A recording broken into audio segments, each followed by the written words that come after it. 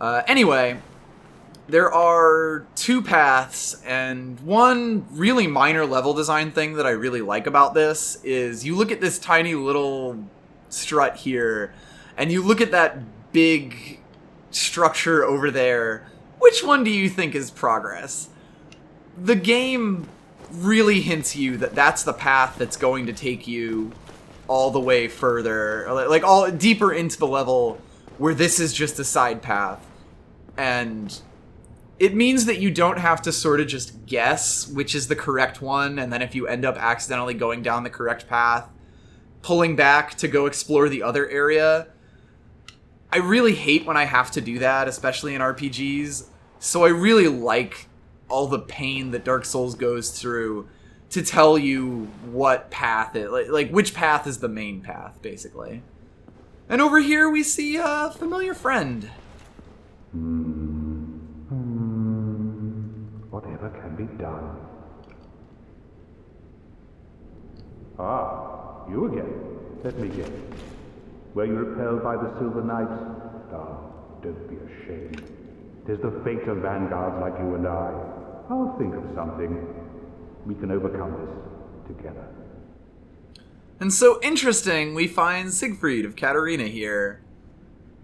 And I really love that they put just... He's in this empty room with 2 rooms surrounded by Silver Knights.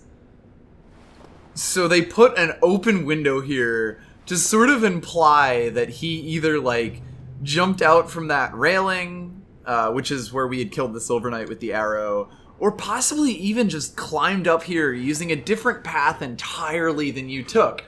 It's a really subtle touch, but I think it's so nice, like, that for them to just show that. This is quite a fix. You'll need another 3, no, maybe 5 bodies. Quite a fix indeed. It's also interesting for him to be here, because you've been told Honor Londo is this city that has never been discovered by human beings, or like that hasn't been visited by humans in thousands of years. But you keep finding little touches of heroes who made it to the city and then never quite made it further. And Siegfried himself is sort of just another one of those examples. He sort of seems stuck in this place in the same way he was stuck at the gate. And the solution to this problem is, perhaps unsurprisingly, to go solve it for him. Really good framing right there with the level design. You're kind of drawn towards this guy. And it probably won't surprise you to discover that there is, in fact, another one. Now, fighting this knight in here is a bit tricky. So definitely be careful about it. I honestly don't necessarily recommend it because we basically just... This corner is the only place that we can fight him. Because Siegfried will get mad at you if your giant man-serpent sword swings end up hitting him. Shocking, I know. Yeah, there's actually 2 in this room. Once again, they have the incredibly short aggro. Like, not nearly as bad as that one other knight that we saw, but certainly makes it a lot easier than it would initially seem to kite these 2 guys and end up just fighting them one at a time. There's in fact another chest here. Boop! There we go. And this one, it's really tough to see the chain, but it is legit. Get some Demon Titanite here, too. Which, of course, comes from beating those Titanite demons. You could kind of see that as being a trophy. You also get a connector back to this first part here. So, one of the genius elements of level design of this particular mansion is that it is so ridiculously tightly packed that it can loop around into itself and provide the player with several shortcuts. Like, if this was your first time here, you would die a ton of times, and just being able to open up a door and cut out a bunch of that, or just find an alternate route that you may find easier, although whether this room is easier or not is up for debate, is still just such a well-designed thing. This level is incredibly designed, probably one of the best in Dark Souls as a whole. I also want to mention that this broken plate here was not like a combat thing, I'm pretty sure. And this window over here, in fact, ooh, this is something I never really noticed before. So, the door that was unlocked here, like, so the only way we could progress was an unlocked door and a locked door. So clearly this is the quote-unquote intended path here. It's got some things off. Some windows are kind of messed up, or some of the pictures are messed up and the wall's starting to fall apart, but it's still together. Whereas the room that was locked off from you is truly in a state of disrepair. Like, they even like warped the carpet texture here and have a bunch of broken things. The wallpaper is even further decayed, and you could even argue that this texture of this picture here has started to fall apart. So like, behind this locked door, it sort of showed that, you know, it reinforces this idea that there's parts of this place that you're not supposed to see. There's sort of one intended path that they're keeping together, but that maybe all of this really isn't nearly as legitimate as it seems. Incidentally, this is a beautiful drawing of Honor Londo as a whole, and I quite like it. But now that we've cleared out that encounter, let's talk to Siegfried. Oh ho! What's on your mind, friend? Wait, you defeated those monsters? Fantastic! I'm saved! This Knight of Catalina hereby commends you. Take this as a token of my gratitude.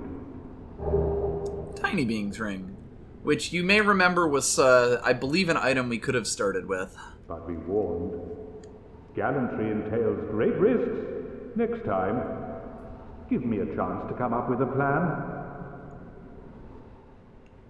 So, once again, we run onto Siegfried and essentially solve his problem for him. Obviously, that's been a running theme with his whole story, but I kind of like it, and how he's clearly quite happy that you've helped him with this, but at the same time, you can kind of tell that he's like, oh man, this lady just came in and was able to break through this whole thing. I was too scared to act. I couldn't act. But be warned. Next. Yeah, I thought so. He kind of saves his saves face a little bit with that comment, but you can kind of tell that he's a little bit rattled about it. Still, he's made it quite far on his quest. And now we go on to progress. Another thing towards just really strong design is how, because of the whole double helix staircase that this level revolves around, you really do get to see that you're like, okay, I'm making progress here, because now we've gone through this third floor, and we're finally making it to the second floor that we couldn't get to all this time before. I really like that. The second floor is actually just this path right here. There is one stairway that leads somewhere. Again, which one of these is progress? Which two of these are not? You know, which two of these are side paths that you may want to check out first? They design it so well. We get the Titanite Demon. I fucking hate that guy. I'm not even gonna fight him here. I might do it after we open up the shortcut, but that Titanite Demon is probably the hardest one in the game for me, just for some reason. So let's not do that. But you can see how we had that promise of this trophy room and that Titanite Demon room, and the game has now delivered on it for us, you know? You come into this room and you immediately know where you are. The game has such a wonderful sense of place and, you know, the player's location in relation to the map and to the rest of everything else. And this mansion in particular is probably the strongest example in the entire game. And that's fantastic. So we took care of that one guy who noticed us beforehand. The aggro ranges on these guys are all completely different. You sort of just learn them by guy. Like this dude, the dude who noticed us up the stairs was standing right about here. And he noticed us when we were, like, there. Whereas this spear guy guarding the chests is... There we go. Just doesn't want to aggro at all. You will... On your first time through this area, you will almost certainly end up doing this so much that you will know exactly how much every single enemy aggroes. Because this is... For how easy I've made this look, I've chugged one Estus. This is one of the hardest parts of, honestly, the entire game. Both of these chests are safe, and we do in fact get the Silver Knight gear for getting through all of that. I don't know if I ever looked at the gold coin now that I think about it. So yeah, silver coins, Night King Rendell. Let's just read them. I may have read them way back, but... Coin made of silver, with a portrait of the legendary Night King Rendell on its face. Even coins of great value in the world of men have little value in Lordran, where the accepted currency is souls. Those who dream of returning to the outside world are fond of carrying these around. Gold coin, coin made of gold, with Allfather Lloyd and his white halo shown on its face. So, once again, I believe actually what we did have way back when was a copper coin. That was given to us by... Fuckface. Petrus. But I like these coins because it does show you, like, the currency of the land and how, you know... These are the rulers, Night King Rendell, Allfather Lloyd. It gives you kind of an outside perspective on the world. And then, really good, just level design thing. Since we went down those stairs from the second floor, we're on the first floor, and you now have a convenient path through this entire thing. This is one of the most important parts here, because we're coming up on one of the hardest boss fights in the game. It'll be a bit, but we're coming up on it. I want to fight that Titanite demon now. God, I got 23,000 souls. Fuck it. Let's go, buddy. I feel like part of it is just the level geometry. Part of it is the tightness of this room. Part of it is that he is just a much beefier version of the one that we fought near Andre. The nice thing is that you can disengage like this. But, you know, you can kind of see. I got hit by his tail before. Oof. Yeah, that's why I don't like fighting this guy. I'm gonna die here. Like, it's such a tiny room. It's just not worth it. In a lot of cases. You really need to come in here with a solid plan. I'm not even gonna bother. It's not worth the Demon Titanite. And that's all we would get for it. I'm actually kind of surprised Solaire hasn't moved on. I think he might stay here until you beat the boss, potentially. Anyway, the good thing is, the reason I took that on in the first place is because we opened up that shortcut. The number of enemies that we actually have to fight here is 3, I think, maybe 4. It's just so tightly designed, and I like it a lot. I also really like the contrast that they put with the Silver Knights and the Black Knights. Oh, right, we never did read their armor. But I do like the contrast they have of the Silver Knights and the Black Knights from a game design perspective, because they're different. They're obviously different once you start fighting them, but they are meant to invoke the fear that a Black Knight invokes in you when you first see one of them or first try fighting one of them, you know? Black Knights are still stronger than Silver Knights, but the fact that you're fighting these enemies that are so similar to the Black Knights that clowned you at the start of the game really helps you feel how far you've come. So much of Honor Londo is meant to make you feel how far you've come. And I really like that. We got their armor. So yeah, Silver Knight armor. Armor of the Silver Knights who protect Honor Londo. When Lord Gwyn departed to link the fire, his knights split into two groups.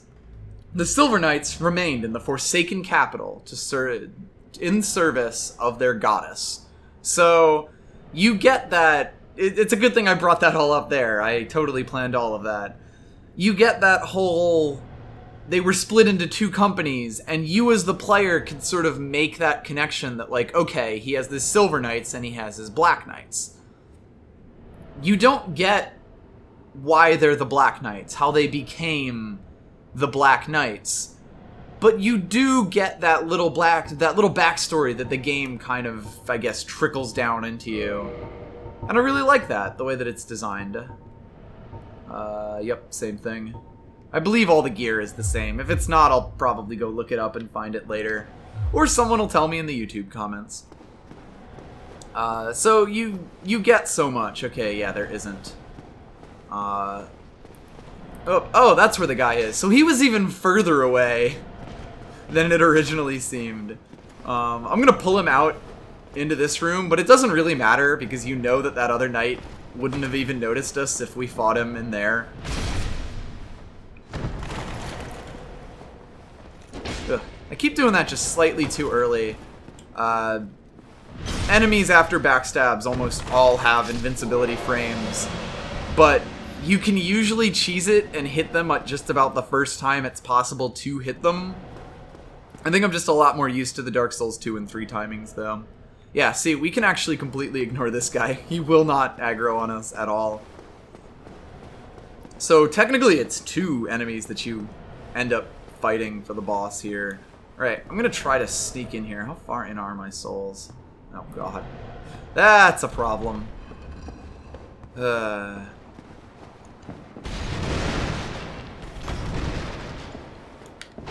Alright, I am stuck on that box thing, but there we go. He went away, so...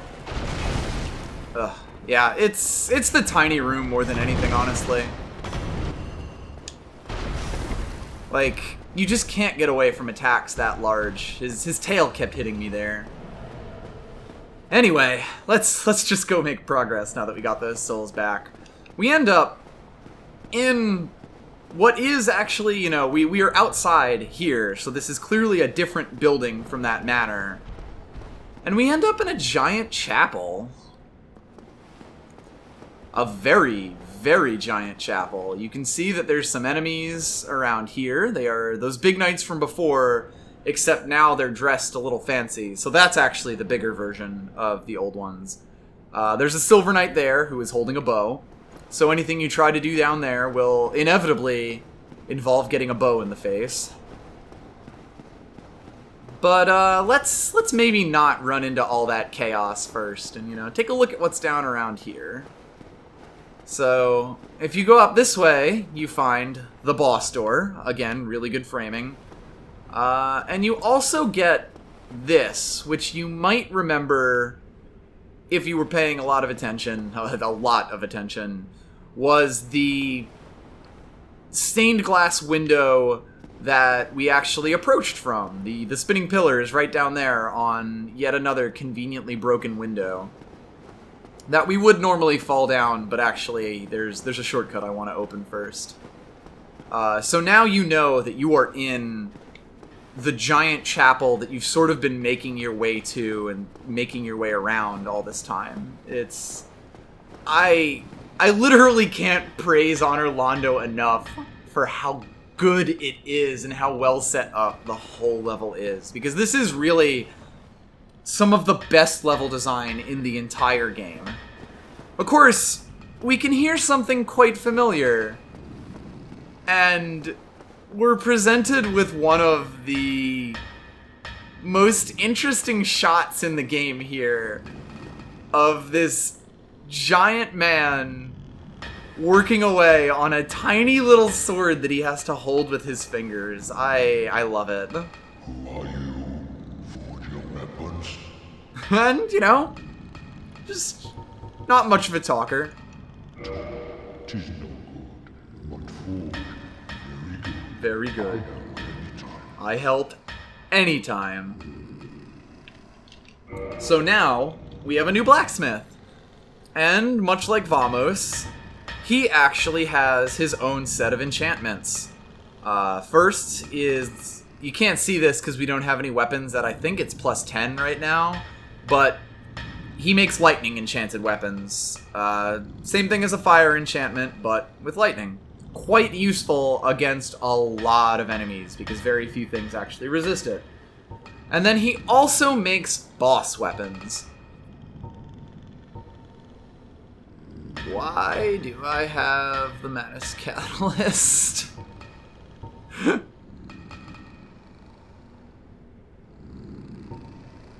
Oh!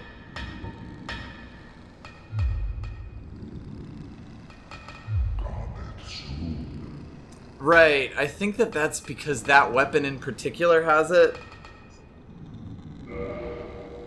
Right, I don't have these souls, right?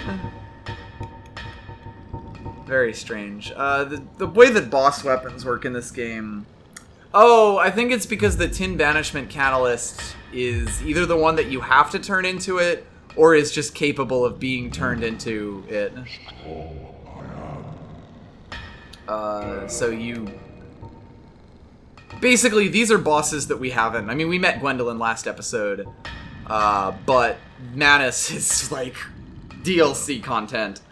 But essentially, the way that boss weapons work in this game is you have to take, I believe it's a regular weapon, and turn it... Get it up to plus 10, and then turn it into that boss soul's weapon. So it sort of has the downside that you don't really know what boss weapons you can make unless you already have a weapon at plus 10. It's weird. I'll have to actually read up on this and remember how the whole thing works, if I'm being honest. Let's reinforce our Man-Serpent Greatsword, and then another fairly important thing about this guy is that he actually sells large Titanite shards and green Titanite shards in infinite supply. I think he only has a limited number of Twinkling Titanite, but I might be wrong about that. But, they're fairly expensive, but quite useful. So, I come to this guy a lot for just upping all of my stuff. Let's see. So now does he have a new thing in the modify? Yeah, there we go. Okay, that is how it works in this game. So, if you ever have a weapon eligible to be ascended into a boss weapon, it will show that on this guy's equip screen. So that's kind of how you're supposed to figure out what turns into what. And you do see that we get Soul of Sif, Soul of Artorias, Soul of Gwyn, Lord of Cinder. It hints at how you can make a lot of these weapons, and hints at a lot of bosses that you won't see for a long, long time. Unfortunately, we don't get item descriptions until we actually make them, so we'll have to worry about that way, way later. Yeah, let's make our dingy armor a little bit less dingy, you know? Wow, I hadn't increased, like, any of this stuff. Ah, there we go. Anyway. I mean, it's not like I need it right now. I've been able to tank and dodge most of it. Let's see. Sort of weird that you have to go to the forge weapons to get your shield, but shields are considered weapons for the purposes of this game. And since we have these 12,000 souls, let's put them into large Titanites and use them on our Eagle Shield. I don't know if I ever mentioned it, but the main point of upping shields is to up their stability. We're at 77, which means that, or 76 right now, which means that we block 76% of the stamina damage that we would have taken. So, it's shields are ridiculous. I mean, they're percentage based, so of course they're ridiculous. Just back this guy into a corner. These demons have ridiculous poise.